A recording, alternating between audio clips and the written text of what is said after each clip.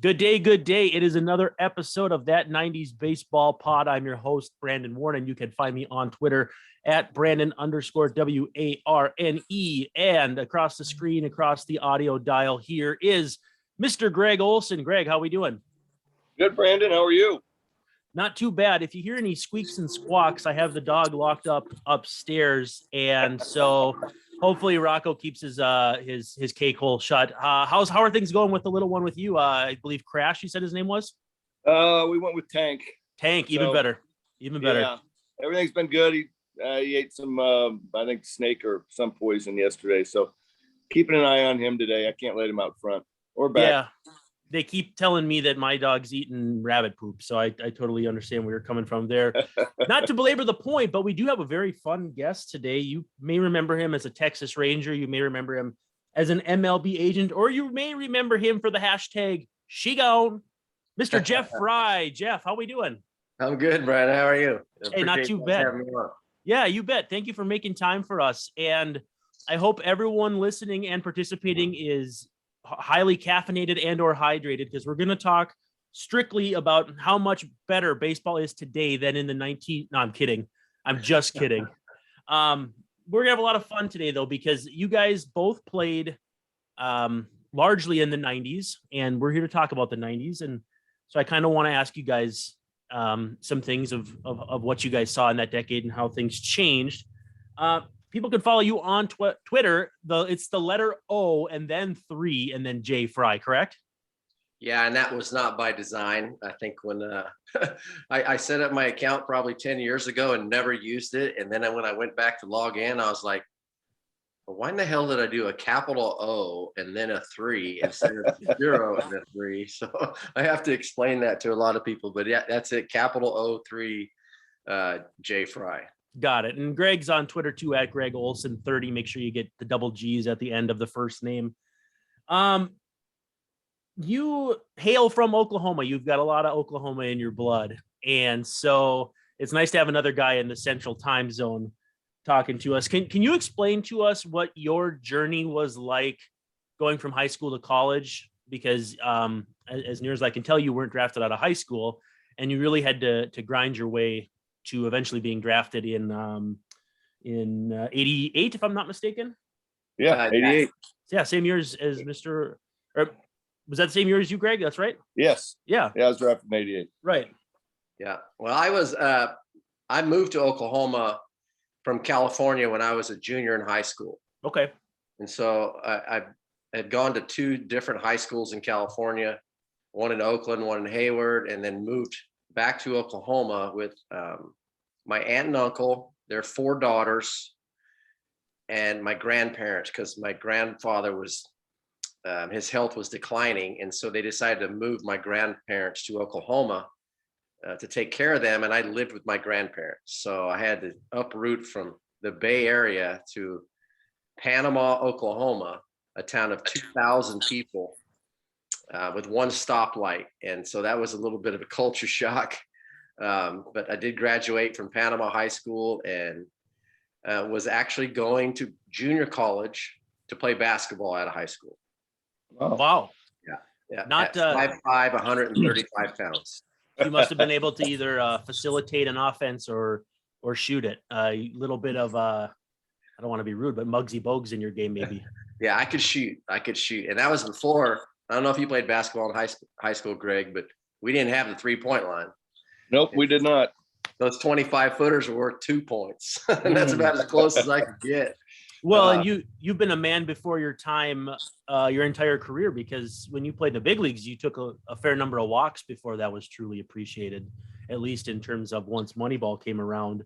And so, yeah, Southeast Oklahoma State, been a few guys come out of that college, but going in the 30th round, what did they tell you when you signed and you're a 30th rounder? Because obviously we've got Greg here who did not go in the 30th round, but very high in the first round. And so obviously expectations are different, and you're going to have to claw and fight. And I props to you. You did that because you hung around in the big leagues for a nice career. What do they tell you coming out as a 30th rounder? They told me how much my signing bonus was. Oh no. And they didn't tell me that till after I signed. Oh, I signed my seriously? contract Wow. and as a senior. Oh you know, wow. And Jimmy Dreyer, the scout, says, "Did they tell you about your signing bonus?" And I was like, "No." And he goes, "Well, you get $2,000 for signing." I was like, "Nice." I had never made $2,000 before, but they never really gave me any idea of what I was about to experience. It was just the opportunity to go play, and that's all I wanted. Greg. No, I want to go, Jeff, I wrote a book on major leaguers' favorite baseball stories, and I probably need to hit you up if I do round two. But I want to do one that's like minor leaguers' favorite baseball stories. Give us a minor league or two or three, as many as you got. But Right. I want to. Everybody's got such great stories from the minor leagues, or actually when we played in the '90s, when we didn't have cell phones and didn't have everybody watching us. It was a lot more fun, so you got any good minor league stories? And Buck said that too. Buck Showalter, we had on a few weeks ago, said he thinks they had more fun in that era. I agree. I mean, thank goodness we didn't have cell phones. We'd been in big trouble, some of the foolish things we did back in the day, but I mean, we had to find ways to entertain ourselves, Yeah. and when you're making $11 a day meal money, there's not many things you can do. And one of the things we did is play a lot of cards and probably drank way too much beer, and just basically hung out with each other. And but people talk about the minor leagues, that it's a grind and it's this and that. I didn't see it that way. For me, it was the time of my life. It's like, I get to play baseball and get paid. I'd have played for free. Yeah. We did our whole lives till we got to that point. And I never looked at it. I see people now referring to it, these young kids that are, teenagers, the grind. I was like, how's it a grind? If it's not fun for you, why are you even playing? Amen. Yeah. It was fun. I loved every day to go to the shithole field in Gastonia, North Carolina, Sims Legion Park, where the showers weren't even hot. And I didn't care. We were playing baseball, man. That was like the dream come true, 2000 Yeah, 2000 plate appearances in the minors. You can trust this guy's opinion of that. Well, I was just going to say, you mentioned that field, and I've run through the, some of the crappy fields that I've played on in the minor leagues. And the thing is, you don't know any better. So it's like, coming to Auburn's a great place, but we had a locker room in the basketball coliseum, and it was like just a normal locker room. So you go to the next place and it's like, okay, this is a clubhouse. It doesn't smell very good, but I kind of got my own locker and a seat, and there's a TV. So this is really cool. And you just don't know any better. So yeah, you look back after you get to the big leagues and it's a shithole, but it was the best you had at that point. Yeah. And I'd never played even on an AstroTurf field until AA. So I was 24. Yeah. And I mean, when you're playing a JUCO ball in Oklahoma and NAL ball in Oklahoma, you're not playing on many nice fields. I mean, the fields were good. They were all grass, but it wasn't until I got to AA that I actually got to play on an AstroTurf field. Now these kids are playing AstroTurf from the time they're 10 years old. Oh, I know. Yeah. My son just played all last summer on all turf, and now you got me running through it going, did I play one game in high school at Creighton University's field for some reason? That was the only AstroTurf that we had in the area code. So I'm trying to run through it going, all right, was my first AstroTurf game somewhere in Toronto or wherever I went my first year. Right. Huh. So in that 30th round, actually, there is some fun to be had. Damian Easley went in that round, 2 picks after you, pretty good ball player for a few years, Angels and whatnot. And then Deion Sanders later in that round too. That's quite a haul for the 30th round. Yeah, obviously Deion was two-sport guy. I'm sure they had high hopes for him, and I don't know if they did for me and Damian, but basically when you're drafted that low, you're viewed as a organizational value guy, kind of fill a spot in the minor leagues, and you kind of hang around as long as you can. And I know my first full season was in Gastonia in '89, and Sandy Johnson was the assistant GM of the Rangers, and so he would come down, spring training, whatever. And I'd won the batting title my first full season in the Sally League. And he goes, "Who's this Fry kid?" And he said, "Oh yeah, he won the batting title in A-ball." And he says, "Well, he better freaking win another one or he's gone." Just kind of how it was. When you're a late round draft pick, you really can't have a bad year, or they'll move on. Sad but true. Yes. So did you win a batting title the next year? No. And I was the Florida State League, which was the most difficult league for me to hit in. The parks were big and the ball didn't seem to carry. I did all right. I hit 272, I think. And Yep. But then, I hit 300 in AA and AAA. Didn't win batting title. I won a batting title in Venezuela in winter ball. Nice. Yeah, I hit 385 one winter in Venezuela. But I think you still have the single season hitting record at Southeast Oklahoma. Is that correct? I think you had 455 one year. Yeah, 452 or 455. It's still the record. Can you take us through how hard it is to hit 455 in any amount of playing time? Because that's literally a rounding error away from getting a hit every other time you bat. Yeah, I don't know. I slumped at the end of the year when we started playing the playoff contending teams. But I was actually hitting 500 after 40 games. Unbelievable. And and then I started paying attention to the school record. And it's like, man, I don't know if I'm going to be able to hang on to this sucker. And I beat it by a couple. I think it was 455, and the previous record was 452 or something. But that was in 1988, and it's still a record today somehow. Was Brett Butler the record holder, or who was? No, a guy named Alan Cartwright. Okay. Who played up to AAA but never made the big leagues. Now, Ole, what was it like facing pests like this in the ninth inning? Because this is a guy, I think, I don't mean to say this in a way that I hope you don't take, but like grinder, gritty, a guy who worked every pitch out of an at bat. I feel like, Greg, you would hate seeing this guy coming up in the ninth inning. Well, yeah, you're absolutely right. I didn't like guys that I knew, I was going to have to work in enough to tie him up, because if I went away with a fastball, or, my breaking ball was down more than it was away. But I was going to have to work him in enough to keep him from diving out there and slicing something into right field, not, or back up the middle. I just knew you had to make good pitches all the way through, and he was going to spoil some good pitches. So it was rarely a quick at bat, and right. that you're going to at some point make a mistake, and you hope you don't get to that point yet. But I think we faced each other 3 times, and I actually remember, facing you. It was a pain in the butt. You got me out, man. That's all I know. So as much as so on your Twitter account, you do talk a lot about the modern game and the way it was and all that. I kind of feel like in some ways your skill set might have been appreciated, maybe not as much now, but in the Moneyball era, like right when you were done playing was 2002.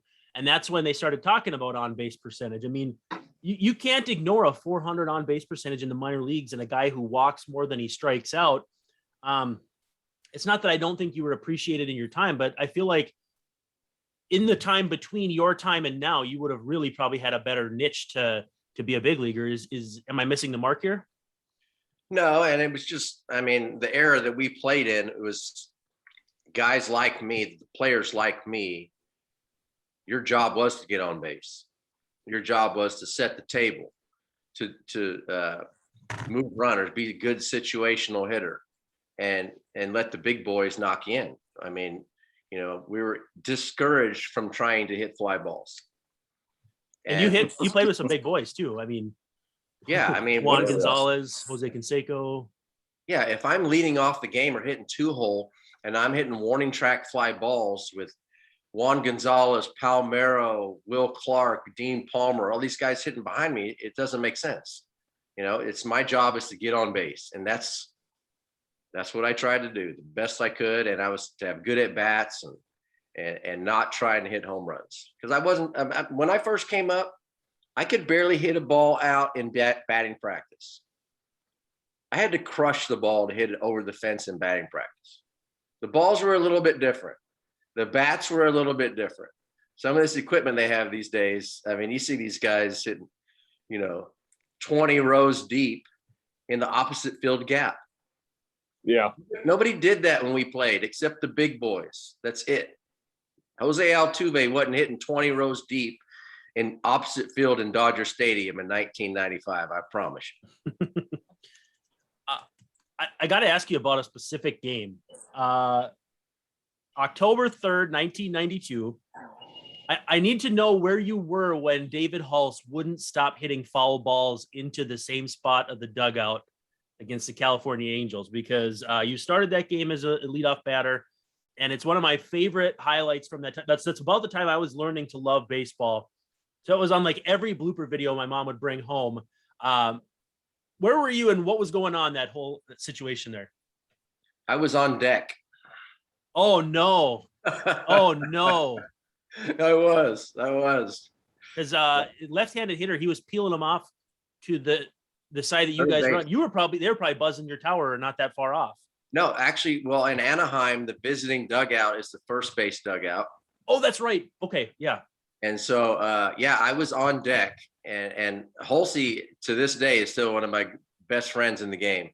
And we joke about it all the time. Hulsey was also the center fielder when the ball hit off Canseco's head and went over the fence in Cleveland.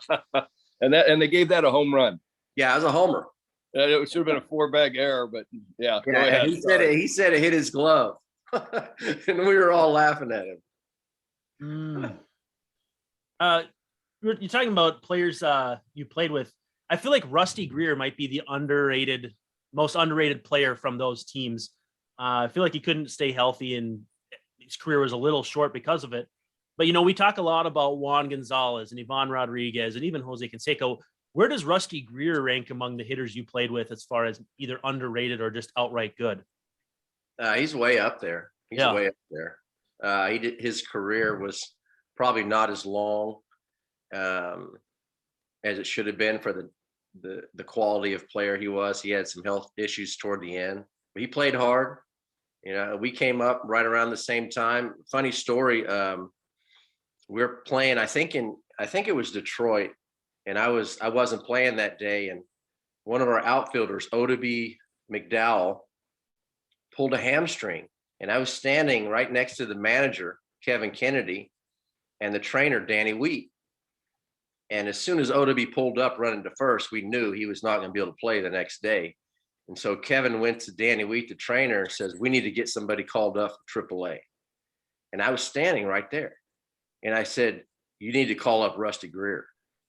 And he's like, yeah. I was like, because I was playing with Rusty in AAA before I got there. And I was like, he's the best player in the league. You got to call him up. And they called him up the next day. So I always give Rusty shit about that. I was like, I got you called up to the big leagues, Rusty. Even though eventually we know he would have made it. Yeah. Just a funny side note. Hey, let me ask you, that brings up, this what ends up happening brings up a memory. Rumor had it, you guys were scuffling. I don't remember what year it was, but legend had it that Kevin Kennedy called the team meeting and basically said, hey, I'm not worried about myself. I got a job, tomorrow if I get fired. So you guys are just screwing yourselves by playing this bad. Somewhere around that motivational talk. Is that true? Yeah, it was something like that. And I'm actually very good friends with Kevin Kennedy, and he was my manager in Texas, and he made some mistakes, and he'll admit that he made some mistakes as the first time big league manager, and probably said some things to the media that he shouldn't have said, and he learned his lesson. And I played for him in Boston, Yeah. and he brought me over there, and we loved him in Boston. I mean, he's this young guy in his mid-30s, big league manager, and it's kind of, he's like barely older than the players. Yeah. So it's kind of tough for him. But so he took some lumps that first go around in Texas, but he became a really good manager in Boston, and the players really loved him. Nice. was Yeah, that was a legend that was going around, and it didn't sound very good. No, it's so good. What was your favorite kind of manager to play for? And I'm asking specifically too, because you played for Johnny Oates, who has since passed away, but did you have a type of manager you gravitated toward, or was it just kind of roll with the punches? Yeah, I mean, it's just, you don't really have much input into what kind of manager you play for. Sure. You're just going to get what you get. And, I loved all my managers for whatever reason. And Greg, you probably know Johnny from the Orioles, but Yeah. he didn't like me. Wow. He didn't like me. And so when he came over to manage the Rangers in 1995, I believe was his first year. I had just hit 327 the year before. Right. I mean, Wow. Rusty hit like 335, and I hit 327. And I'm like, I'm pretty pumped about going into next year. We've got a new manager. Johnny calls me up and says, "Hey, I want you to know that you're still the second baseman. We signed Mark McLemore. He's going to play all over the field, all this stuff." And I was like, all right, I hit 327. I should be the second baseman, I'm thinking. And then like one weekend of spring training, we hadn't even started playing games yet. I heard the reporter said, "Yeah, Johnny said that every position, starting position is secure except second base, which is me, and right field, which was Rusty, who hit 336. And I'm like, well, why did he call me in the offseason and tell me I'm still the second baseman? I know I didn't do so poorly the first week of practice that now I'm not the second baseman. Right?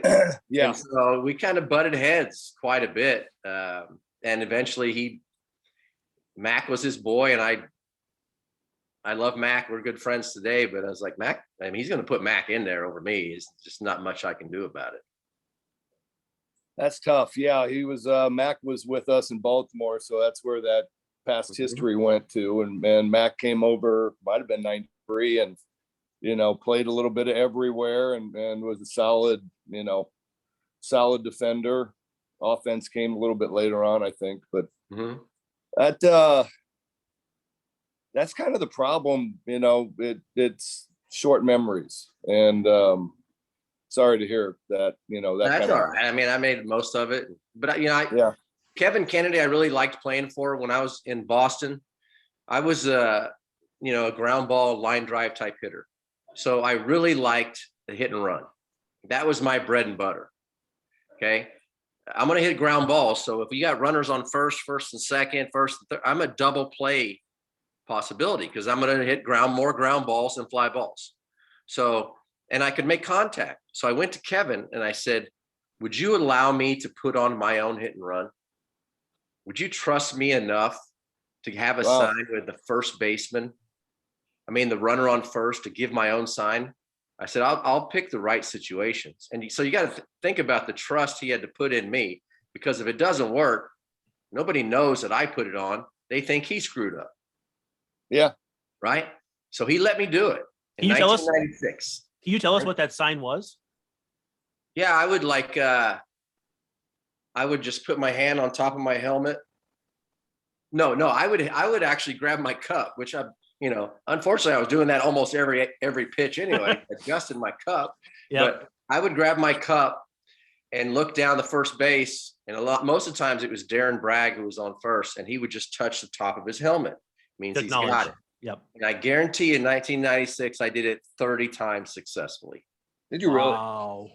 So many times. And, but the one time I accidentally grabbed my cup and didn't realize it, and Braggy went, I was like, oh shit. And he got thrown out. And then it was like, hey, wait a minute. We can't be messing up like this. What, okay, so that was under Kevin. Yeah.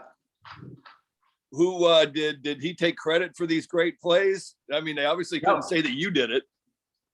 No, he gives me credit for that because, and I went over the situation with Johnny. Was in '95, the Rangers non-tendered me after the season. I was arbitration eligible. Okay. So they didn't tender me. So I became a free agent. I went to spring training with the Tigers. They had to put me on the roster by a certain date. They weren't ready to do that. I really didn't have a good spring training. And so Wait, 96? 96. Detroit. Yeah, just spring training though. Yeah, 'cause I was gonna say, I was in Detroit in 96. I was like going, I would have played with you. All right, go Yeah. ahead. I'm sorry to interrupt. Yeah. And so, so I left. They wanted me to stay. They had, those deals. You got it. Your agent puts it in your contract that you have to be on the roster by a certain day to give him a little time to find you another job if they don't put you on the roster. And so they weren't ready to do it. Buddy Bell wanted me to stay. I was like, man, I got to go. So I went back to Oklahoma City, AAA, and Johnny was not going to call me up to the big leagues. It didn't matter what I did. I mean, they had injuries at second base. They called up Lou Frazier, who was an outfielder, to play second base. They called up Rene Gonzalez. Yeah. I think you probably play with Rene. I love him too, but there was no way they were calling me up. Right. And so I get an opportunity. I have a clause in my contract to, if another team wants to call me to the big leagues, they can. And so that's how I got over to the Red Sox in '96 with Kevin Kennedy as the manager. Your story sounds extremely familiar. My same thing in 95, coming Cleveland. I had a chance to go to Boston or Baltimore, and Cleveland called me up, and Hargrove didn't like me, and I sat around for a couple weeks and became pretty much useless to anybody. So, yeah. Well, and it's a shame that Macklemore wasn't ever going to break through in Baltimore at short. I think you guys kind of had a guy over there, so he had to move on too. But yeah, what happened though? I want to backtrack just a little bit. What cost you your 1993 season? Because you came up, got plenty of time in '92, and then didn't play again until '94. Obviously due to injury, but what happened there? I tore my ACL playing basketball. So in the off season, assumed. Yeah, I was playing with. We used to play all the time in this gym right down the street from the ballpark. I was playing with Kenny Rogers, Darren Oliver, Rick Helling, and remember I told you I went to college to play basketball, and so I was pretty good. And we were just schooling these guys, and they got pissed off.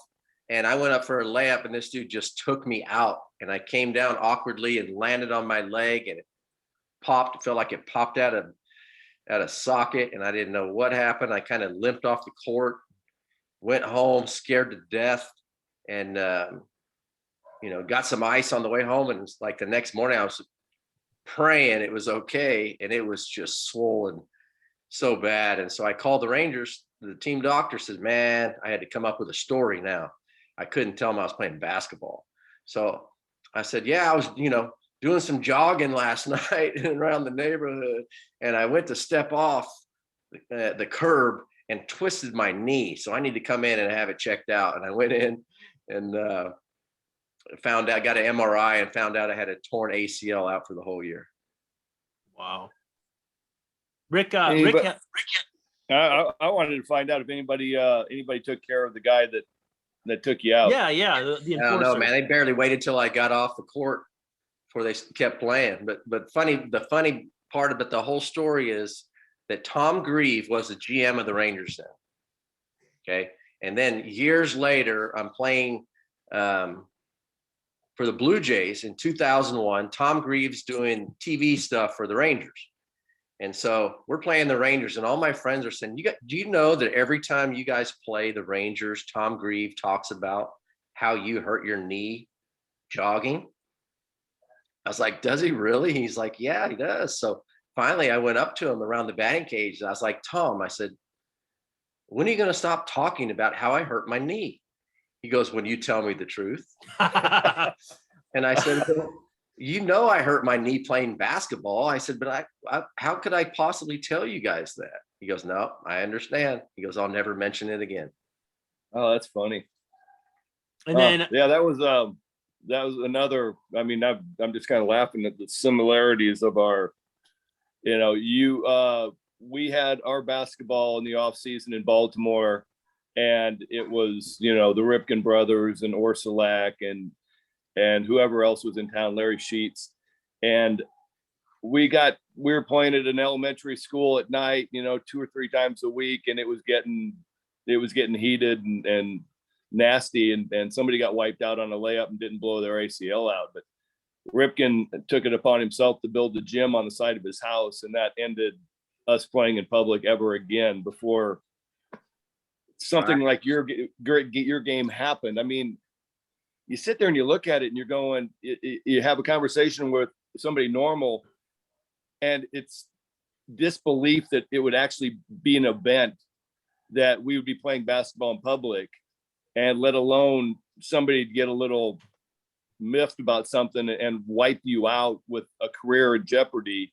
But there's 2 stories right here that, yes, that is actually the way it was. That's the way it always happened. And finally, I was thankful that Ripken built the gym, because it was like he controlled whoever came into the game. Never had anything again like that. But I'm sorry, that's a brutal way to lose a season.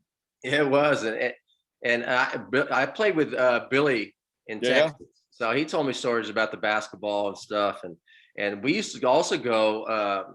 Bobby Witt had a place in Colleyville, so we'd go play on the weekends at his house, and I mean, Incaviglia was there, Kenny Rogers, all of us were over there. We're just athletes, man. We're just wanting to compete and play.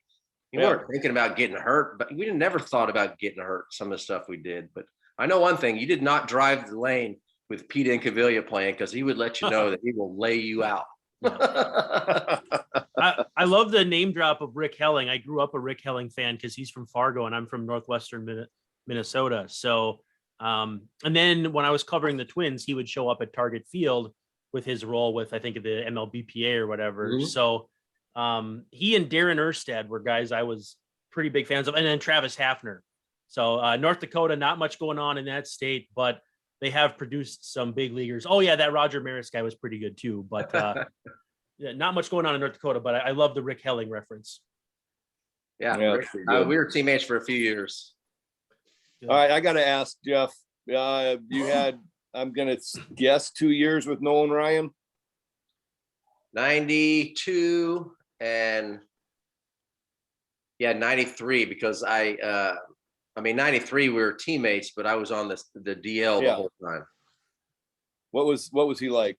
I mean, he was my favorite. He was, he was awesome. He it was just, I mean, he's in his like 26th year in the big leagues, and I'm a rookie. It's like this guy is like, I used to imitate this guy playing wiffle ball and all this stuff, but he was just a country boy, just down to earth, and he had a really good sense of humor.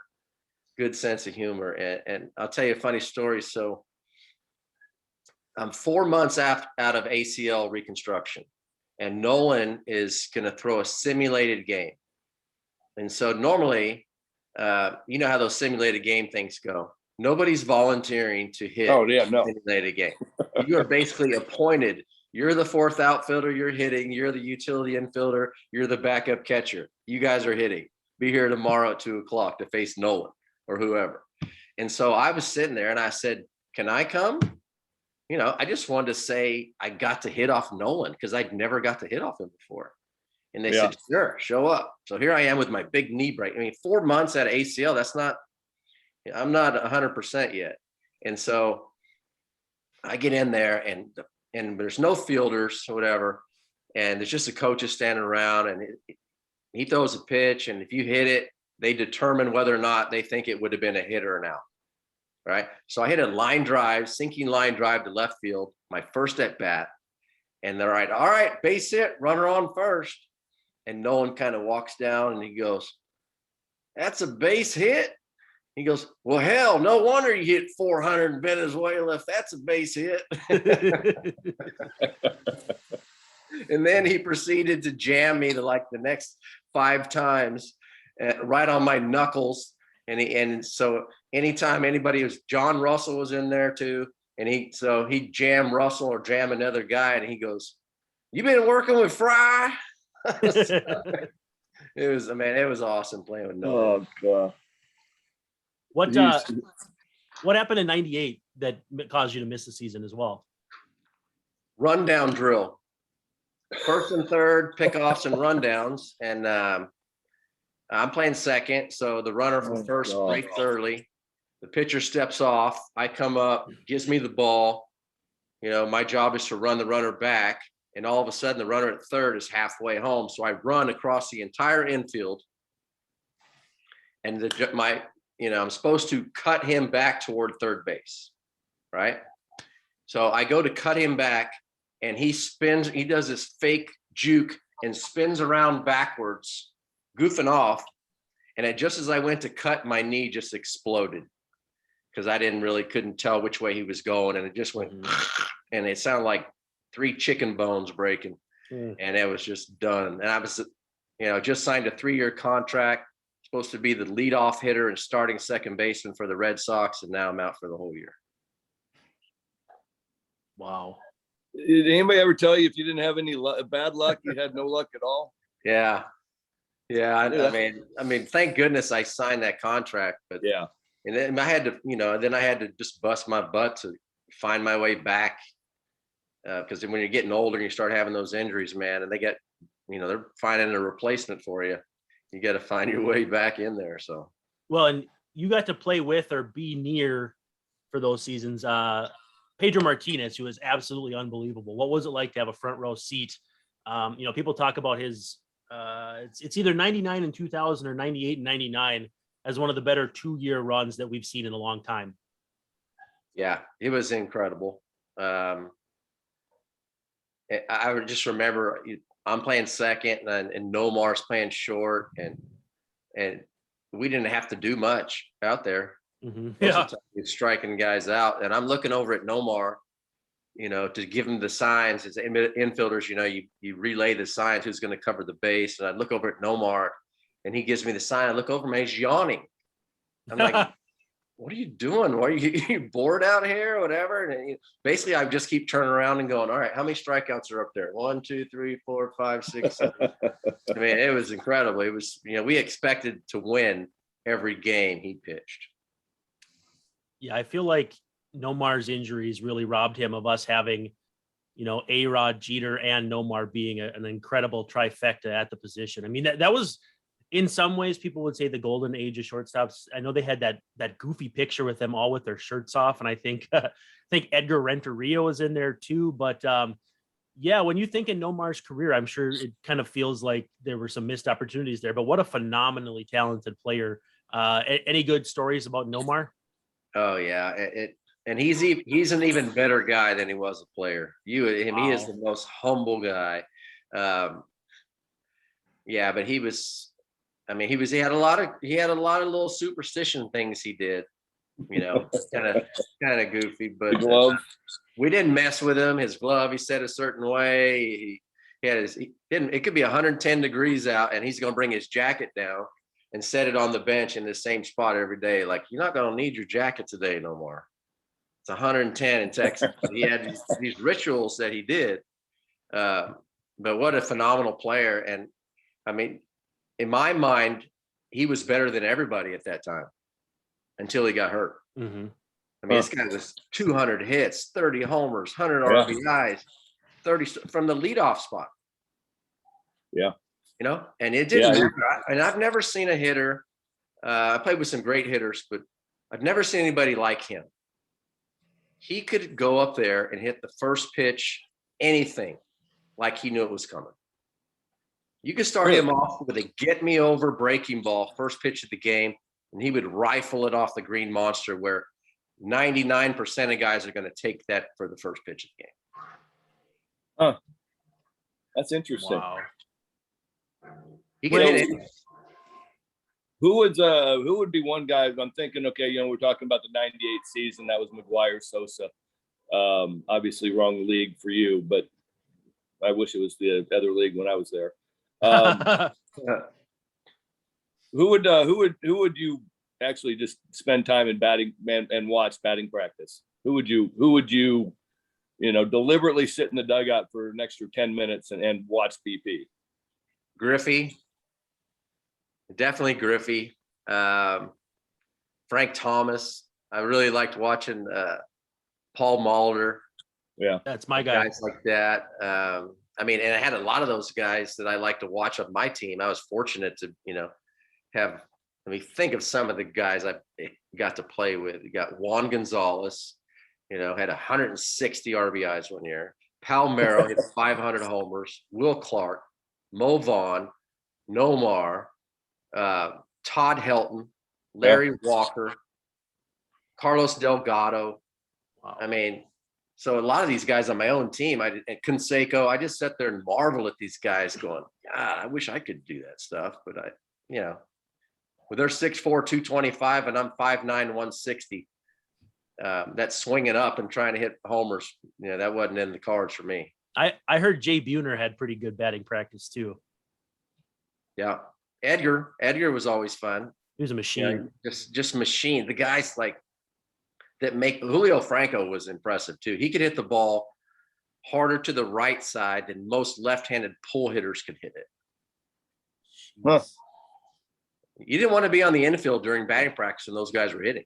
You'd go to the outfield, get your ground balls early because you didn't want to have your fungo hitter not time one right and the ball's on the way and yeah, you got a rocket coming after. You could hear the ball going by. Oh, I know. I ended up at about 57, 58, 55 to 57 feet away from them as they're making contact. So yeah, it's scary. Scary, man. A couple of those guys, I was like, okay, you know what? You're not getting a fastball away because you might hit it back up the box and I will not survive. Yeah. Could have had a fatality on the mound there. Jeff, when I think about MLB and when I started watching it, 92, 93 to the late 90s, like the game changed just so much. And Greg, to the extent that you haven't answered this before too, I'd like to hear from you. What did you feel like the evolution of the game was like? Because if you watch a game, you go on YouTube and watch I watched a 1993 Twins and White Sox game at the end of 93. So Kirby Puckett and Frank Thomas and all that. But then if you go watch a game from 1999, where maybe Ole's pitching with the Diamondbacks or something, it looks like you're watching completely different sports. It evolved a lot. And I know it's evolved a lot recently too, but specifically in the 90s, how did you see the game evolving in front of your own eyes? Go ahead, Jeff. Well, for me, it was just that I think we started relying more on the home run, Mm-hmm. And I know, one of the greatest managers in history, Earl Weaver, man, he was waiting for that 3-run homer, right? But, Yep. it was, I think earlier when I came up, it was more, we had to try and manufacture runs. I mean, it was your job. If you came up and nobody out and runner on second, you had one job to do, get him to third. Right. Yeah. Basically everybody in the lineup except the 3, 4, and 5 hitters. And even those guys back then would try and hit the ball the other way and try and move, just try to keep the line moving, keep the, let's play situational baseball, whatever the game presents itself. Juan Gonzalez can drive a ball to right field as good as anybody. All he's got to do is go up there and think about doing it. Yeah. And so I think later on is when we started getting into a situation where, especially where we are today, it's like, we're not going to worry about moving that guy over. We're going to try and drive him in. And I think the game is suffering because of that. It's funny because I'm sitting there and we go back to, the teams you played with in Texas, and you had as good a lineup and bombers as almost anything that's available today. I run through your lineup and Juan gone, Conseco a little bit later, Pudge, Palmer, you had Palmero or either Clark, one of those other two, they swapped in and out. Your lineup and Greer, who hit 30 bombs a couple of years, it was a frightening lineup. And you're sitting there talking about these guys getting the runners over. It brought back the thoughts of, now I'm playing the game and going, okay, I got a runner on second base. I need to pitch. I know you're going to try to go the other way. So now I need to pitch you in. And that used to be the game. And now it's like you're sitting there watching it and going, there's no concept of where I'm trying to pitch a guy in relation to who's on base and where. I was sitting there watching one of the World Series games and laughing that there's a shift on. The whole team's on the right side of the infield, and they got a left-handed hitter up, and they're throwing in two seamers down and away, and it's just like, and then finally Bellinger or somebody like that plays baseball and slices one through a hole, and I'm going, it's playoff baseball now. It's important, but we would never have done that in the 90s because you guys would have just, yeah, you know what? That's fine. I'll take my single over here, and let's play baseball. Yeah, that was the difficult part of exactly what you mentioned. I knew when I came up with a runner on second base and a right-handed pitcher, no outs, I knew that guy was going to pitch me in. Yeah. So I had to adjust. I would move off the plate to try and turn, the inside part of the plate to the middle of the plate, because I knew he was going to bust me in because he wanted me to roll over one to third base. Yeah. And I was trying to avoid that. Oh, it was a great game because it was like cat and mouse. We're thinking with each other, Yeah. And so, that was just different. I missed that part of it because I see exactly what you see. You got a guy, right-handed hitters, and I won't even name anybody specifically, but you got a runner on second base and no outs. You got three guys to the left of second.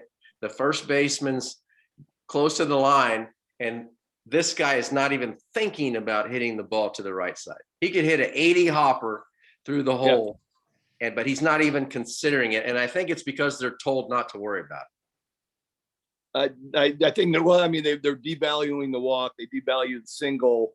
It's all about doubles, home runs. I want to take this line of question a little bit different.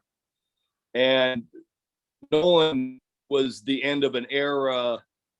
I feel like him and Clemens were the end of the eras of how the game was played, which meant the self-policing. Mm-hmm. And I, distinctly remember Clemens, I think it was 95, 96. I'm with Detroit. He's got a shutout, and our guy takes second base, defensive indifference. It's 5-0. And our guy walks into second base in the ninth inning. He's got a shutout. And I remember he was just steaming. He was getting ready to clean somebody's clock, going, okay, you guys aren't playing right. Mm-hmm. And those were the last two guys of where the era ended of the game being self-policed. Agree, disagree? No, I agree. And I think it's bad for the game because, once the umpires were told to start warning pitchers, that there might be some retaliation. I think the game has suffered because of it, because, what are you going to warn me? You're going to warn our team in the first inning that we can't pitch inside. Yeah. That screws up the whole, maybe he's the guy who runs the ball in on guys. Now he's going to be afraid. He might accidentally hit somebody and get ejected because of something that happened the day before. And it was just, when they allowed us to police it, we did it. We handled it. And I never forget when I was in Boston and playing the White Sox, and they hit John Valentin accidentally in the wrist, broke his wrist. Yeah. Right? Didn't matter that it wasn't on purpose. You hit one of our studs, and we're going to get one of your guys now. And I went up to John Wasden, who was new to our team. And I was like, man, this is a great opportunity for this guy to earn some respect of his teammates, And I said, hey, I didn't even know who was coming up. It didn't matter. I said, you get the first two guys out, smoke the next dude. He goes, all right. And, when you do that, you don't always know if somebody's going to fall through. Some guys just don't like to hit guys. And you can tell, because if they throw one 5 feet behind them and don't even get close, that guy's afraid to hit somebody. Right? Because the professionals know how to hit somebody. And so we get 2 outs. And here comes Ron Karkovice, backup catcher, nicest guy in the freaking world, And I'm like second base. I'm like, damn, it's Karkovice. Why does it have to be him? Why can't it be somebody else? Sure enough, first pitch, he smokes him right in the ribs. he hit him so flush that the ball fell straight down, and Karkovice just went, ugh, and took his bat and tossed it on deck circle and went to first base, and it was over. Yeah, the game was clean. Yeah. And, you know, it was like nothing ever happened. You got our guy, we got yours. Let's move on and play baseball. That's funny. Yeah, that was it. That part of it's all gone too. Yeah. I remember Nolan, we were playing the Royals, and Willie Wilson tried to drag bunt off God. Nolan.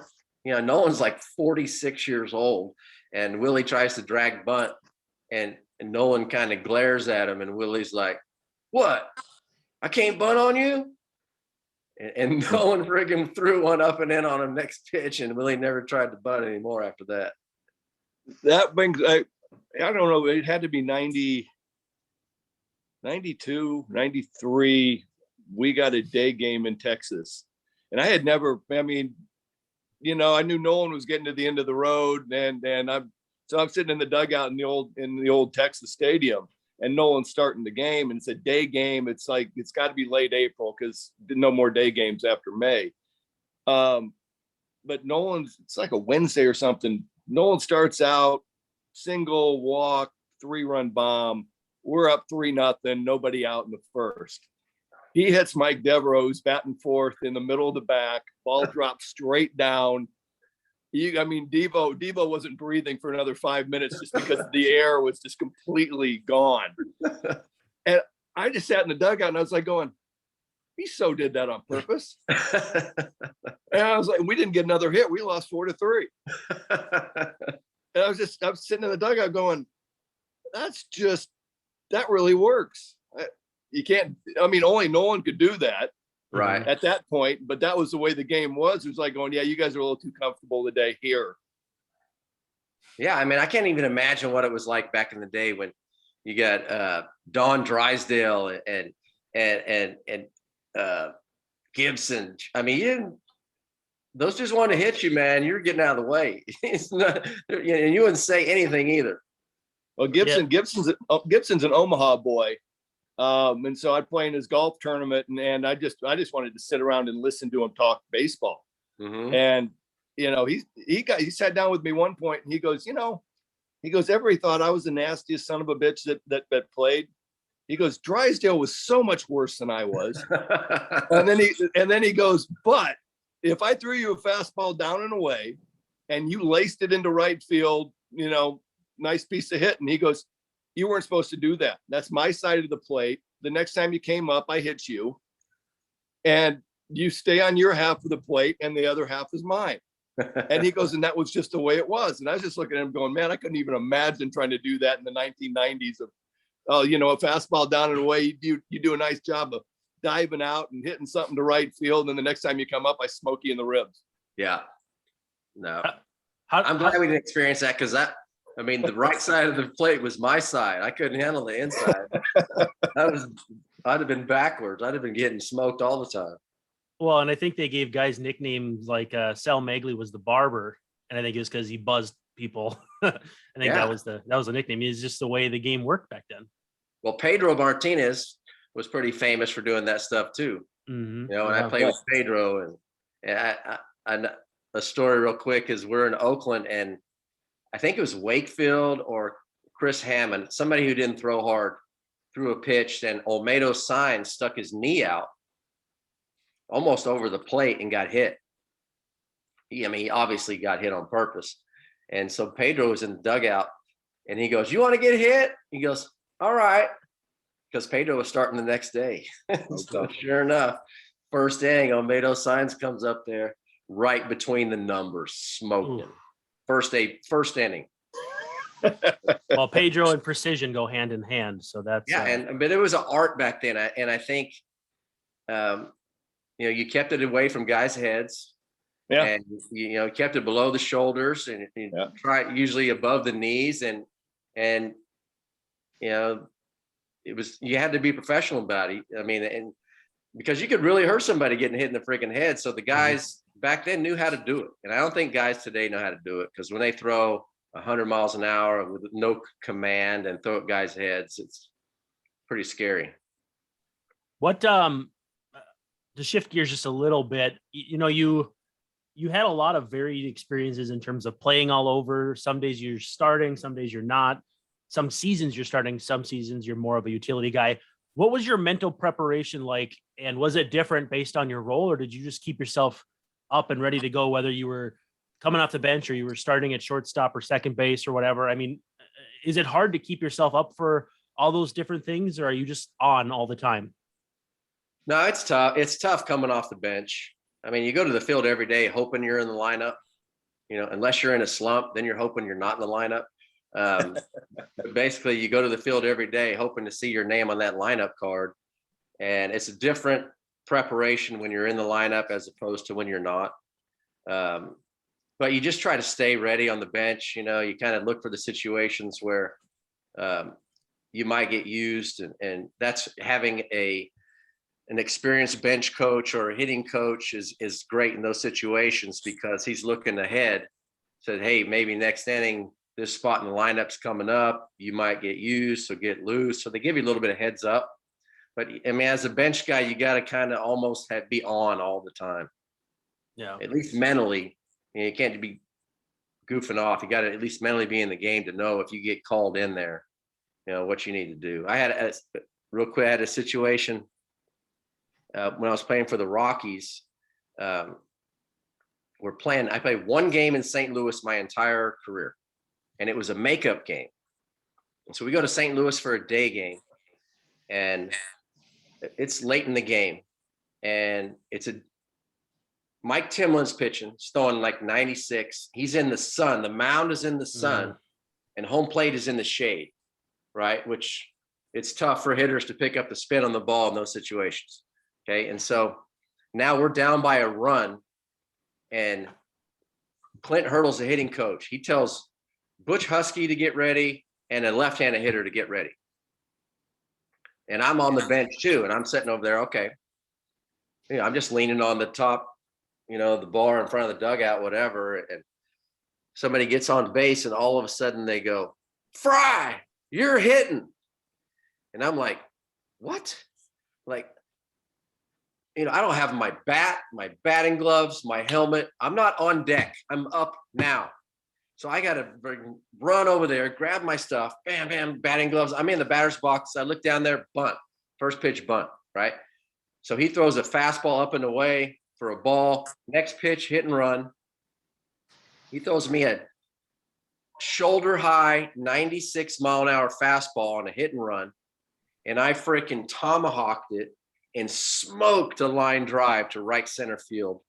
And, I'm thinking I did a hell of a job right there. I just freaking crushed this ball. Dunston, not being an outfielder, runs in and realizes he misjudged it, jumps about 8 feet in the friggin' air and catches it to rob me of a hit. And the guy goes back to first. So I'm going back to the dugout thinking, I did a pretty good job right there. I mean, that was a tough pitch. And all of a sudden I hear Buddy Bell, the manager, going, hit the ball on the damn ground. And I'm like, Jesus. It's like, first off, you gave me like 12 seconds to get ready to hit off this guy throwing 96, and I smoke a line drive like that, and you're yelling at me for not hitting it on the ground. I was pissed off. Oh, yeah. Man, I was so mad. Before we let you go, because I know Ole's got to get out of here pretty quick, I got to ask you, 16 big league home runs. Do you have one that really stands out in your memory as the one you're most proud of, or love to tell the story about? Well, I know my first home run was in Camden Yards off of Mr. Arthur Rhodes. Ooh. Nice.